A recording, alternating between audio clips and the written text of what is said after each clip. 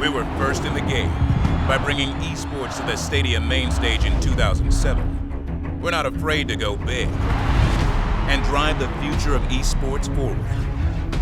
Ahead of Pyeongchang 2018, we brought esports to the world's biggest stage. This time, we're going to the heart of gaming, bringing more fans and new games to Tokyo ahead of the Olympic Games. Introducing the Intel World Open, an unprecedented event series with qualifying tournaments around the world, culminating in a championship event, leading up to the Olympic Games Tokyo 2020, crowning the greatest Street Fighter and Rocket League champions for the first time. All are welcome. Champions will rise.